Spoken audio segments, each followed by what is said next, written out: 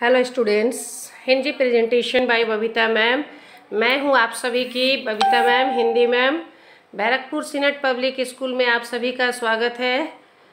आज हम सभी कक्षा 12वीं के विषय हिंदी निबंध खंड का अध्ययन करेंगे। निबंध का नाम है कूटज और जिसके लेखक है हजारी प्रसाद द्विवेदी।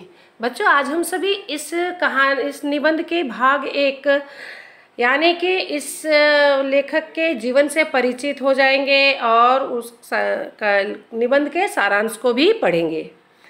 तो लेखक का जीवन परिचय है। आचार्य हजारी प्रसाद द्विवेदी जी का जन्म श्रावण शुक्ल एकादशी संवत 1964 तदनुसार 19 अगस्त सन 1907 ईस्वी को उत्तर प्रदेश के बलिया जिले के आरत दुबरे का छपरा ओजवलिया नामक गांव में हुआ था। इनके पिता का नाम श्री अनमोल द्विवेदी और माता का नाम श्रीमती ज्योतिषमती था। इनका परिवार ज्योतिष विद्या के लिए प्रसिद्ध था। इनके पिता पंडित अनमोल द्विवेदी संस्कृत के प्रकांड विद्वान थे। द्विवेदी जी के बचपन का नाम वैद्यनाथ द्विवेदी था। द्विवेदी जी की प्रारंभिक शिक्षा गांव के स्कूल में ही हुई। उन्होंने सन 1920 में बसरिकापुर के मिडिल स्कूल से प्रथम श्रेणी में मिडिल की परीक्षा उत्तीर्ण की। इसके बाद उन्होंने गांव के निकट ही पराशर ब्रह्मचर्य आश्रम में संस्कृत का अध्ययन आरंभ किया। सन 1923 में वे विद्या अध्ययन के लिए काशी आए। वहां रणवीर संस्कृत पाठशाला कमक्षा से प्रवेशिका परीक्षा प्रथम श्रेणी में प्रथम स्थान के साथ उत्तीर्ण की। सन 1927 में काशी हिंदू विश्वविद्यालय से हाई स्कूल की परीक्षा उत्तीर्ण की। इसी वर्ष भगवती देवी से उनका विवाह संपन्न हुआ। सन 1929 में उन्होंने इंटरमीडिएट और संस्कृत साहित्य में शास्त्री की परीक्षा उत्तीर्ण की और 1930 में ज्योतिष विषय में आचार्य की उपाधि प्राप्त की। शास्त्री तथा आचार्य दोनों ही परीक्षाओं में उन्हें प्रथम श्रेणी प्राप्त हुई। द्विवेदी जी का व्यक्तित्व बड़ा प्रभावशाली और उनका स्वभाव बड़ा सरल और उदार था। 8 नवंबर 1930 से द्विवेदी जी ने शांति निकेतन में हिंदी का अध्ययन प्रारंभ किया। वहाँ गुरुदेव रविन्द्रनाथ ठाकुर द्वारा आचार्य क्षितिज मोहन सेन के प्रभाव से साहित्य का गहन अध्ययन किया तथा अपना स्वतंत्र लेखन भी व्यवस्थित रूप से आरंभ किया। 20 वर्षों तक शांति निकेतन में अध्यापन के उपरांत द्विवेदी जी ने जुलाई 1950 में काशी हिंदू विश्वविद्यालय के हिंदी विभाग में प्रोफेसर और अध्यक्ष के रूप में कार्यभार ग्रहण किया। प्रतिद्वंदियों के विरोध के चलते मई 1960 में द्विवेदी जी काशी हिंदू विश्वविद्यालय से निष्कासित कर दिए गए। जुलाई 1960 से पंजाब विश्वविद्यालय चंडीगढ़ में हिंदी विभाग के प्रोफेसर और अध्यक्ष रहे। अक्टूबर सन 1967 में पुनः काशी हिंदू विश्वविद्यालय में हिंदी विभागाध्यक्ष होकर लौटे।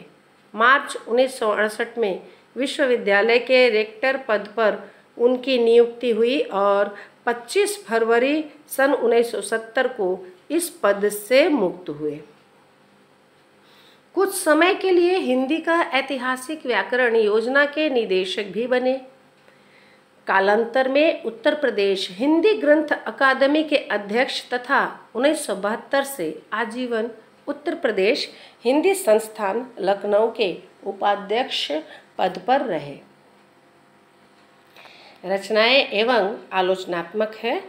सुर साहित्य, हिंदी साहित्य की भूमिका, प्राचीन कला के कलात्मक, विनोद, कबीर नाथ संप्रदाय, हिंदी साहित्य का आदिकाल, आधुनिक हिंदी साहित्य पर विचार, साहित्य का मर्म, मेघदूत एक कहानी लालित्य तत्व, साहित्य सहचर, कालिदास की लालित्य योजना।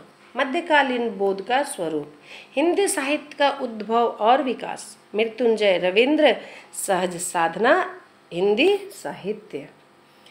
इनके कुछ निबंध संग्रह भी हैं जिनके नाम है अशोक के फूल, कल्पलता, मध्यकालीन धर्म साधना, विचार और वितर्क, विचार प्रवाह, कूटज एवं आलोक पर्व, साहित्य अकादमी पुरस्कार।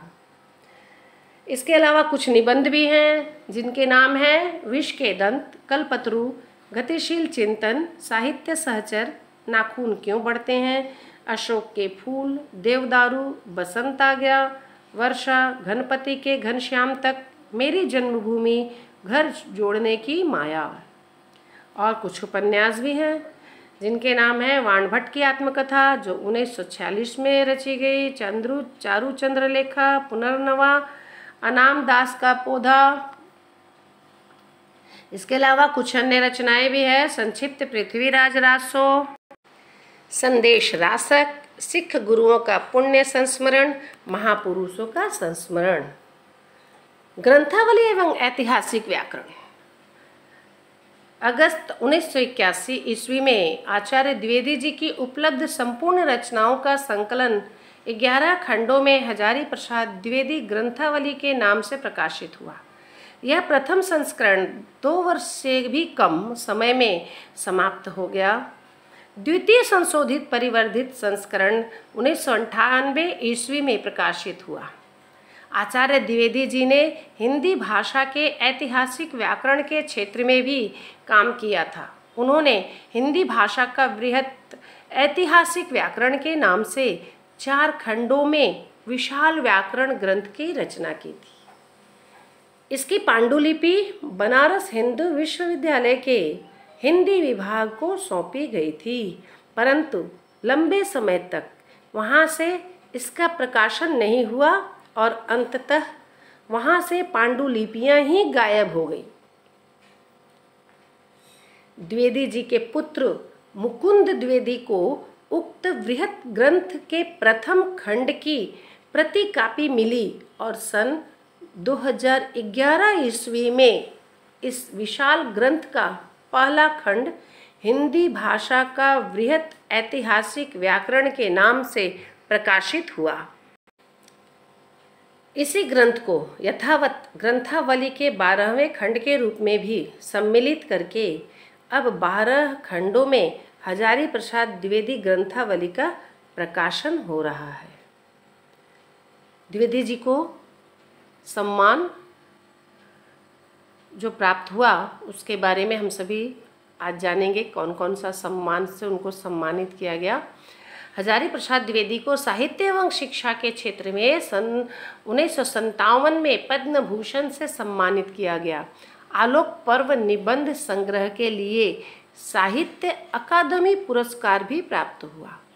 लखनऊ विश्वविद्यालय ने उन्हें डीलिट की उपाधि देकर उनका विशेष सम्मान किया था। और अंत में 4 फरवरी 1979 को पक्षाघात के शिकार हुए और 19 मई सन 1979 को ब्रेन ट्यूमर से दिल्ली में उनका निधन हो गया। इस तरह हम सभी ने इस कूटज निबंध के भाग 1 लेखक हजारी प्रसाद द्विवेदी जी के जीवन से परिचित हुए और इस भाग 1 का यहीं समापन होता है। फिर मिलते हैं हम लोग, तब तक के लिए थैंक यू। फिर मिलते हैं हम लोग अगले वीडियो में इसी अध्याय के दूसरे और तीसरे भाग के साथ, जिसमें इस निबंध का उद्देश्य और इस निबंध से जुड़े कुछ प्रश्न उत्तर मिलेंगे।